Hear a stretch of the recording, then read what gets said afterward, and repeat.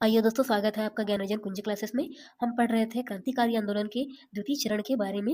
अगर आपको लगे कि मैं बहुत ज़्यादा स्लो बोल रही हूँ तो प्लीज़ आप मेरी वीडियो 1.5x की स्पीड से देखिएगा। आज हम पढ़ेंगे गोलमेज सम्मेलनों के बारे में, तो चलिए शुरू करते हैं। प्रथम गोलमेज सम्मेलन 1930 के बारे में पढ़ते हैं। दोस्तों, साइमन कमीशन की सिफारिशों पर विचार करने के लिए इस गोलमेज सम्मेलन का आयोजन जो है वो किया गया था। इसमें 12 नवंबर 1930 से 19 जनवरी 1931 तक का यह गोलमेज सम्मेलन चला, जिसकी अध्यक्षता ब्रिटेन के तत्कालीन प्रधानमंत्री रैमजे मैकडॉनल्ड ने की थी। इस सम्मेलन में मुस्लिम लीग, हिंदू महासभा, उदारवादी, दलित वर्ग तथा भारतीय राजवाड़ों ने भाग लिया था। इसमें कांग्रेस ने हिस्सा नहीं लिया था। इसमें भाग लेने वाले जो प्रतिनिधि थे, वे मुख्यतः 3 रूप में विभक्त थे, जिसमें से पहला था ब्रिटिश पार्टी। ब्रिटिश पार्टी के तीनों दल इसमें शामिल थे, जैसे लिबरल पार्टी, कंजर्वेटिव पार्टी और श्रमिक दल, ये तीनों इसमें शामिल थे। इसके अलावा हम देखें तो जो थे वो ब्रिटिश मनोनीत सदस्य थे, मतलब भारत से लेकर गए हुए ऐसे सदस्य जो कि ब्रिटिश वायसराय के द्वारा मनोनीत किए गए हैं। और तीसरे जो सदस्य थे, वे भारत के जो राज्य थे, उनके या तो राजकुमार थे या फिर भारतीय राजवाड़ों के प्रतिनिधित्व थे। इसमें अगर हम देखें तो इसमें ना जो भी प्रतिनिधि जिन्होंने भाग लिया था, उनके चयन का कोई विशेष मापदंड नहीं था। दोस्तों, इसमें जो था जो ब्रिटेन की तीनों पार्टियाँ थीं, उन तीनों पार्टियों का प्रतिनिधित्व अलग-अलग लोगों ने किया था। जबकि भारत की ओर से अगर हम देखें तो कुछ तो ऐसे थे जो कि भारत के वायसराय के द्वारा नियुक्त किए गए थे, और कुछ ऐसे थे जो कि भारतीय राजाओं के द्वारा नियुक्त किए गए थे। इस सम्मेलन में केवल समस्याओं पर विचार-विमर्श ही हो सका था, इसलिए ये सम्मेलन जो था वो बेनतीजा निकला था। दोस्तों, इसमें कांग्रेस ने भाग इसलिए नहीं लिया था क्योंकि इसी समय भारत में कल पढ़ा था सविनय अवज्ञा आंदोलन जो है वो चल रहा था। और इसमें जितने भी दलों ने भाग लिया था, उन सबका अपना-अपना व्यक्तिगत हित था। इसलिए भी ये कहा जाए कि इसमें कोई नतीजा नहीं निकल पाया। और सामान्यतः हम देखें तो जो भारतीय वो थे, वे तो पूरी तरह से अपना-अपना व्यक्तिगत मत लेकर ही गए थे। अगर कांग्रेस भाग लेती तो शायद कुछ इसमें बेहतर रिज़ल्ट निकल पाता। भारतीय प्रतिनिधि सम्मेलन में भाग लेने के लिए मुंबई से वायसराय ऑफ इंडिया नाम के जहाज में रवाना हुए थे। प्रथम गोलमेज सम्मेलन के बाद हम पढ़ते हैं गांधी इरविन समझौता 1931 के बारे में।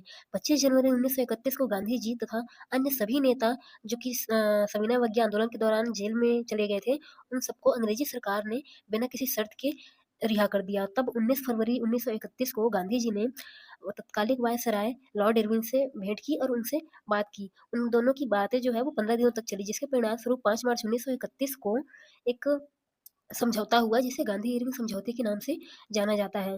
दोस्तों, इस समझौते में जो है ना, लॉर्ड इरविन को गांधी जी ने कुछ विशेष बातों के लिए मना लिया था, जिसमें हम देखते हैं कि हिंसात्मक अपराधियों के अतिरिक्त बाकी सभी राजनीतिक कैदियों को रिहा कर दिया जाना था। दूसरा, अपहरण की गई संपत्ति को वापस कर दिया जाना था। तीसरा, आपातकाल अध्यादेश जो था उसे वापस लिया जाना था। चौथा देखें तो विभिन्न प्रकार के वसूली को स्थगित कर दिया जाना था। और हम इसके पांचवें प्रावधान की बात करें तो सरकारी सेवाओं से त्यागपत्र दे चुके भारतीयों के मामले में सरकार को एक बार फिर से विचार विमर्श करना था, ताकि उन्हें वापस लिया जा सके। इसके अलावा छठवां हम देखें तो समुद्री तट के निश्चित सीमा के भीतर भारतीयों को नमक तैयार करने की अनुमति दी जानी थी। और सातवां, मदिरा, अफीम और विदेशी शराब दुकानों के सामने शांतिपूर्ण रूप से जो है विरोध प्रदर्शन करने की अनुमति जो है भारतीयों को इस प्रावधान के अंतर्गत, इस समझौते के अंतर्गत मिली। इसके अलावा लॉर्ड इरविन जो थे वो कुछ विशेष बातों के लिए राजी नहीं हुए, जैसे कि जो लोग पुलिसों के साथ जिन लोगों ने ज़्यादती की थी, उनकी रिहाई पर लॉर्ड इरविन तैयार नहीं हुए।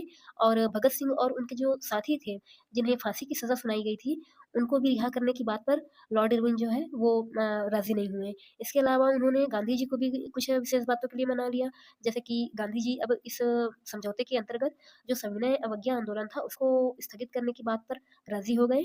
और कांग्रेस जो है वो द्वितीय गोलमेज सम्मेलन में भाग लेने के लिए इस शर्त पर राज़ी हुई कि जो संवैधानिक प्रश्नों के मुद्दों पर विचार किया जाए, और परिसंघ भारतीय उत्तरदायित्व सरकार और भारतीयों के हितों के संरक्षण और सुरक्षा की जो है वो द्वितीय गोलमेज सम्मेलन में बात की जाए। इस बात पर गांधी जी जो है वो सहमत हो गए। अब द्वितीय गोलमेज सम्मेलन के बारे में हम पढ़ेंगे, जो कि 1931 में आयोजित हुआ था।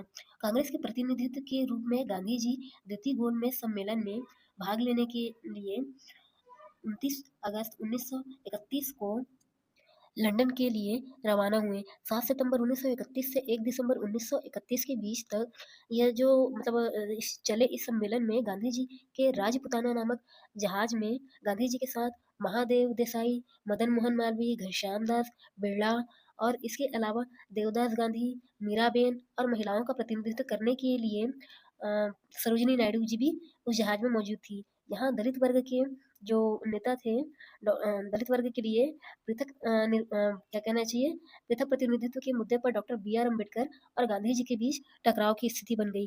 गांधी जी का यह मत था कि एक बार यदि पिछड़े एवं दलित वर्ग को पृथक समुदाय का दर्जा दे दिया गया तो वे मतलब जो पृथक वो है समुदाय है वहाँ से मतलब लोगों के मन में छुआ-छूत की भावना उनके प्रति कभी कम नहीं होगी और इस अस्पृश्यता जो है वो हमेशा के लिए बनी ही रहेगी।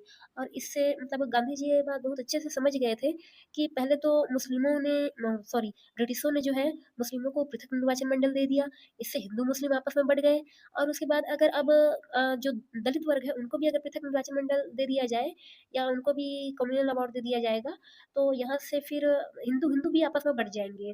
इसलिए गांधी जी दलित वर्ग को पृथक निर्वाचन मंडल देने के लिए सहमत नहीं हुए।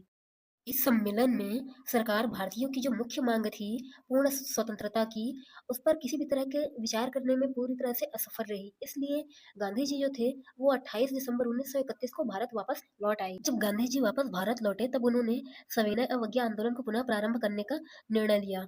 29 दिसंबर 1931 को गांधी जी ने सविनय अवज्ञा आंदोलन को फिर से शुरू करने का निर्णय लिया और 4 जनवरी 1931 को गांधी जी को गिरफ्तार मतलब पुनः गिरफ्तार कर लिया गया। और जब गांधी जी को तो जेल में कर दिया, गिरफ्तार कर लिया, तब भी उसके बाद भी सभी स्तर पर कांग्रेस के सभी संगठनों को जो ब्रिटिश सरकार थी उन्होंने प्रतिबंधित कर दिया, लेकिन फिर भी कार्यकर्ताओं ने अपना आंदोलन जारी रखा और जो सरकार है उन्होंने दमनात्मक प्रयोग करते हुए कार्यकर्ताओं को भी जेल में डाला, लेकिन फिर भी सविनय अवज्ञा आंदोलन जो था वो चल ही रहा था। इसमें कानून का विरोध करना या जो विदेशी वस्तुएं हैं उनका विरोध करना, शराब, अफ़ीम, नशीली चीज़ों का विरोध करना जैसे जो काम थे, वो चल ही रहे थे। फिर कुछ समय के बाद गांधी जी ने अंततः अप्रैल 1934 में इस आंदोलन को वापस लेने का निर्णय लिया और पुनः इसे वापस ले लिया। इसके बाद हम देखते हैं दोस्तों कम्युनल अवार्ड के बारे में। इसके क्या-क्या प्रावधान थे, वो भी हम देखते हैं। ब्रिटेन के तत्कालीन प्रधानमंत्री एमजे मैकडॉनल्ड ने 16 अगस्त 1932 को सांप्रदायिक निर्णय या कम्युनल अवार्ड की घोषणा कर दी, जिसके जिसमें यह उपनिवेशवाद सरकार का एक फूट डालो और राज करो की नीति का एक तरीका था। इसके कुछ प्रावधान थे, जिसे पहला था मुसलमानों तथा सिखों को पहले की तरह ही पृथक निर्वाचन प्रणाली में रखा जाएगा और वहीं इसका दूसरा था जो आंग्ल भारतीय थे, भारतीय ईसाई, दलितों, स्त्रियों को अब पृथक निर्वाचक सांप्रदायिक मताधिकार दिया जाना था। इसके विरोध में गांधी जी ने अनशन किया और अंबेडकर जी के साथ एक पुनः पैक्ट पर साइन किया। 24 सितंबर 1932 को गांधी जी और अंबेडकर जी के बीच एक समझौता हुआ था, जिसे ही हम पुनः पैक्ट या पुनः समझौता के नाम से जानते हैं।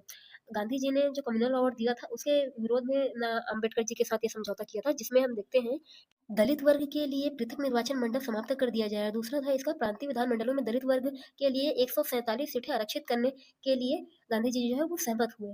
उसके बाद हम इसका तीसरा प्रावधान देखते हैं कि केंद्रीय विधान परिषद में 18% सीट दलितों के लिए आरक्षित करने की बात पर सहमति इस एग्रीमेंट के थ्रू हुई थी। और फिर हम इसका अगर चौथा प्रावधान देखें तो उसमें हम ये देखते हैं कि किसी को भी स्थानीय निकाय के किसी चुनाव व लोक सेवा के संदर्भ में मात्र दलित वर्ग का होने के कारण अयोग्य नहीं ठहराया जाएगा। इसके अलावा गांधी जी ने अपने कारावास की अवधि में ही 1932 में एक अखिल भारतीय अस्पृश्यता विरोधी लीग का गठन किया।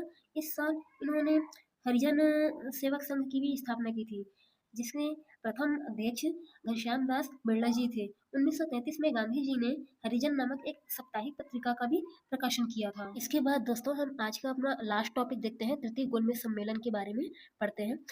इसका आयोजन 17 नवंबर 1932 से 24 दिसंबर 1932 तक किया गया था। दोस्तों इस जो तृतीय गोलमेज सम्मेलन हुई थी इसकी अनुशंसाएं आगे चलकर भारत सरकार अधिनियम 1935 के रूप में लागू की गई और इस सम्मेलन में हम देखते हैं कि डॉक्टर अंबेडकर ने दलित वर्ग के लिए जो पृथक सांप्रदायिक जो कम्युनल अवार्ड था ना उसकी व्यवस्था की मांग को वापस ले लिया था। दोस्तों अगर आपको किसी भी तरह से लगता है कि मेरी वीडियो आपके लिए यूजफुल है तो प्लीज़ मेरे चैनल को लाइक